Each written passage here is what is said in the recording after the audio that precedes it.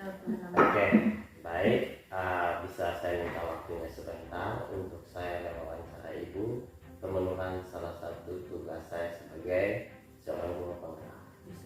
Oke, wawancara ini berisi bagaimana selama ini Ibu Kepala Sekolah mengambil keputusan di lembaga yang Ibu pilih. Oke, untuk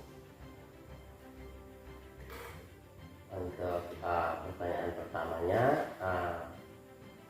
bagaimana selama ini Ibu Kepala Sekolah mengidentifikasi perbedaan antara rujukan moral dan dilema etika? Oke, baik Pak, cara saya selama ini dalam mengidentifikasi dilema etika dan rujukan moral yaitu dimana kalau dilema etika itu suatu situasi yang diperhadapkan kepada saya untuk mengambil satu keputusan untuk dua pihak yang sama-sama benar. Artinya saya harus mengambil keputusan yang benar-benar memuaskan kedua pihak. Sedangkan kalau rujukan moral itu suatu situasi yang mendorong saya untuk melakukan suatu tindakan atau mengambil keputusan yang negatif. Seperti itu. Oke, saya lanjut khusus pada kasus dilema etika. Kita akan melanjut pertanyaan ini sampai pertanyaan ke-8 mengenai dilema etika. Kita fokus pada dilema etika ya Bu ya. Yang kedua, pertanyaan yang kedua menyambung mengenai dilema etika yang tadi. Selama ini bagaimana Ibu menjalankan pengambilan keputusan? Apakah langsung atau bagaimana? Oke, dalam mengambil keputusan ketika diperhadapkan dengan suatu dilema etika berarti ada dua cara. Yang pertama tergantung, tapi dua cara ini tergantung daripada situasi masalah tersebut atau berat ringannya masalah. Jadi kalau misalnya masalahnya ringan dan sedang itu mungkin caranya bisa ambil musyawarah dengan guru atau mungkin dengan komite atau yayasan, karena kita sekolah yayasan. Tapi cara yang kedua itu bisa cara spontanitas, yaitu saya langsung mengambil keputusan langsung saat itu. Jadi tergantung bagaimana berat sedang kasus ya. Tergantung kasus. Dan Ibu kita sekolah kita bernaung di yayasan, mau tidak mau kita harus tetap mengikuti instruksi dari yayasan seperti itu ya. Saya lanjut ke pertanyaan ketiga Ibu, untuk langkah-langkah prosedur seperti apa yang biasa Ibu lakukan selama menghadapi kasus dilema etika? Langkah yang pertama itu berarti saya selaku kepala sekolah harus memanggil kedua belah pihak, yaitu guru atau siswa atau mungkin siswa. Intinya dua pihak itu harus dipanggil.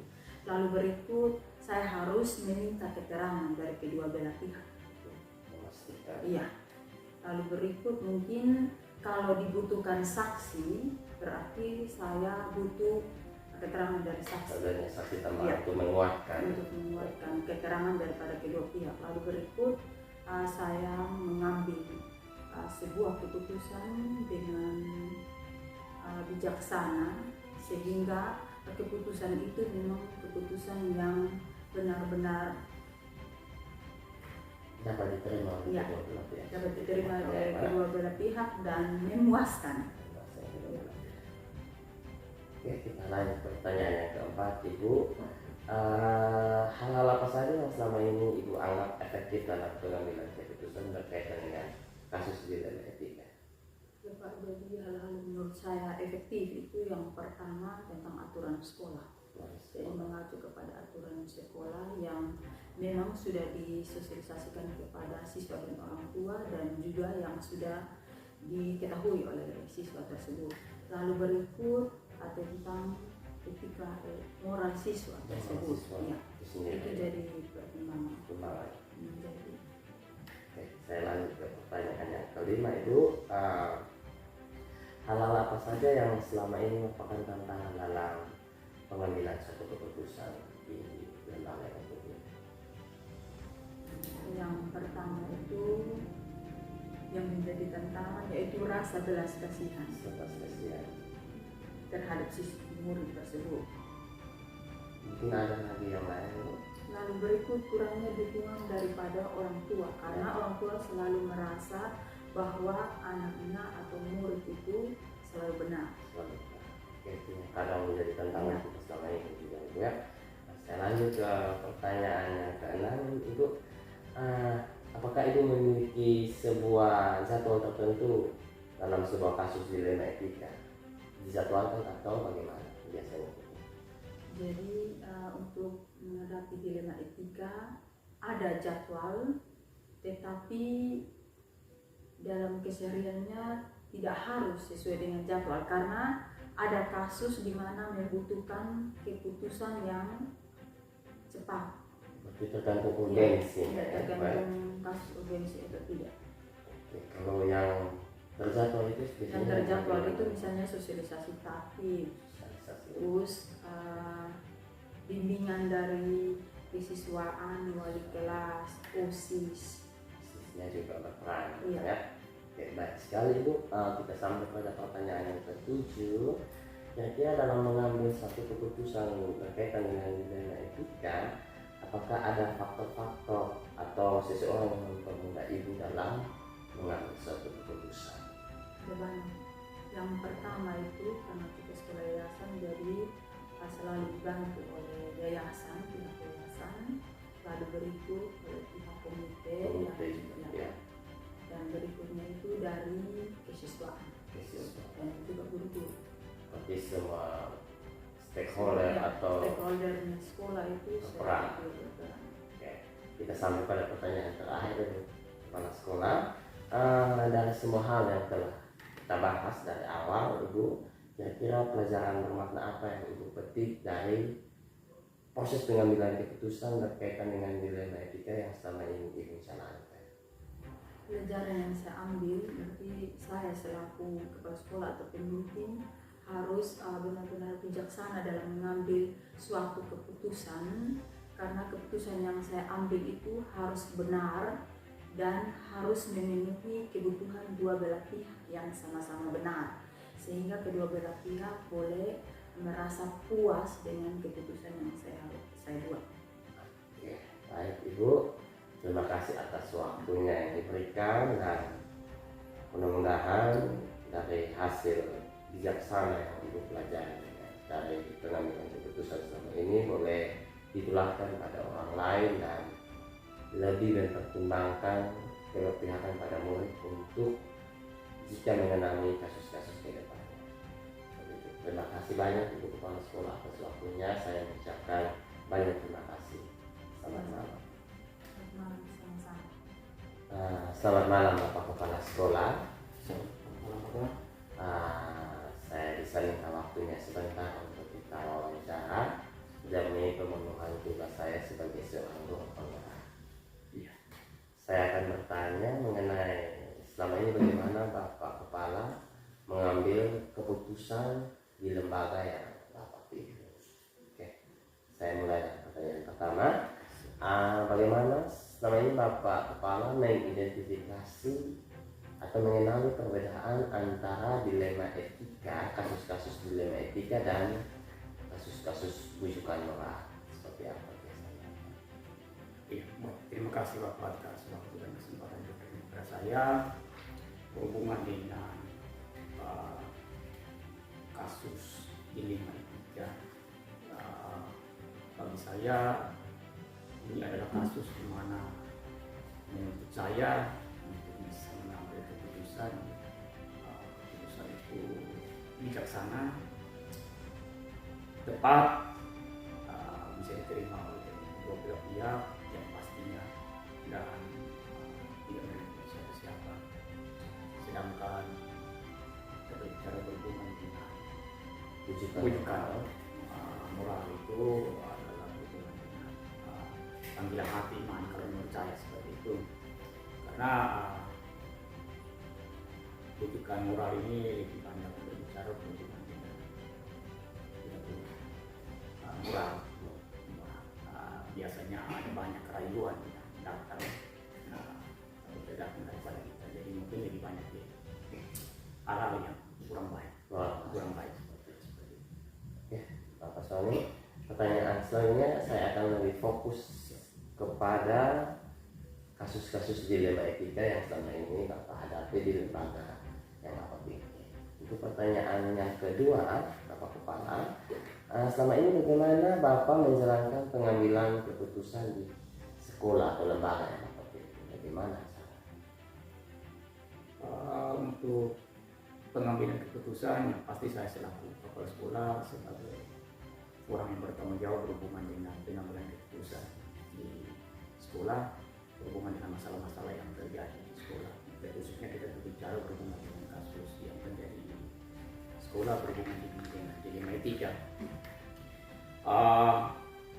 Memang kita sering terjadi, tidak sering ditemukan hal yang terjadi di sekolah, tapi kebutuhan sampai saat ini masalah-masalah itu masih bisa dihadapi dengan bantuan teman-teman guru, baik itu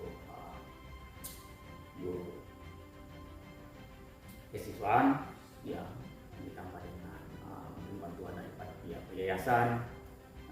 Saya juga selaku pemimpin sekolah pengambil keputusan, sehingga sampai sekarang keputusan yang kita ambil baik. Tapi masih ada bantuan dari stakeholder dalam hal ini pihak yayasan dan guru-guru. Ya. Lanjut ke pertanyaan yang ketiga, Pak Kepala. Untuk pertanyaan yang ketiga, biasa langkah-langkah atau prosedur seperti apa yang biasa Bapak ambil? Jadi kalau kita berbicara berhubungan dengan langkah-langkah yang pasti di sekolah ada, seperti tadi Bapak sampaikan bahwa ada stakeholder yang ada di sekolah semua. Jadi mungkin dimulai daripada guru wali kelas mungkin ditambah dengan kurikulum, setelah itu naikkan kepada saya sebagai sekolah, bahkan mungkin bisa minta tambah kepada pihak yayasan. Jadi itu langkah-langkah yang bisa ambil. Dan masalahnya biasanya dihadapi diambil dulu oleh guru, ya tergantung dengan jenis masalahnya. Lalu kalau memang dia ada peningkatan mungkin ditangani oleh kurikulum, kesiswaan. Setelah itu mungkin diambil oleh saya sendiri sebagai kepala sekolah ataupun bantuan daripada pihak yayasan. Jadi bersenjang ya. Ya, bukan. Saya lanjut Bapak Kepala. Untuk pertanyaan yang keempat, hal-hal apa saja yang kira-kira Bapak Kepala anggap sudah efektif dalam pengambilan keputusan ini? Untuk hal-hal yang Bapak anggap efektif membantu Bapak dalam pengambilan keputusan. Ya, jadi saya kira pengambilan keputusan saya seperti saya sampaikan bahwa biasanya saya melibatkan banyak stakeholder yang ada di sekolah, termasuk guru-guru dan yayasan sebagai penyambung atau pemberi informasi dan penyampaian informasi kepada kami. Jadi misalnya ada masalah, kami sering melibatkan stakeholder yang ada di sekolah. Jadi adanya hubungan baik Iya. pihak-pihak ya. Gitu ya. Oke, untuk pertanyaan yang kelima Bapak Kepala, hal-hal apa saja yang selama ini menjadi tantangan bagi Bapak Kepala sendiri dalam pengambilan keputusan dalam kasus-kasus dilema etika? Iya. Tantangan terbesar yang pasti ada, ya. Misalnya anak-anak bermasalah, kita harus sesuai dengan aturan. Ya, aturan. Jadi tantangan terbesar yang pasti ada aturan. Di aturan itu maksud adalah tata tertib yang ada di sekolah, berhubungan dengan aturan yang ada di sekolah. Tantangan kita mau sesuaikan dengan tantangan apa situasi yang terjadi di sekolah berhubungan dengan aturan, sedangkan hati nurani berbicara tentang salah satunya hati nurani. Jadi kadang-kadang kita mau berhadapan dengan anak-anak yang membuat masalah yang besar yang mungkin sesuai dengan aturan dikeluarkan, tetapi hati nurani berkata bahwa kasihan kalau kertas keluar doang, sedangkan anak-anak membutuhkan pendidikan. Ya, mungkin setelah itu tantangan itu jadi mungkin kalau kita lihat dari sekarang perkembangan pengetahuan, segala sesuatu naik di luar sana, orang tua juga sekarang dengan pekerjaan dan tanggung jawab kedua sih, mungkin kurang mendidik anak-anak itu tentang kita sendiri, mereka anak juga mungkin berapa saya di sekolah, jadi mungkin kurang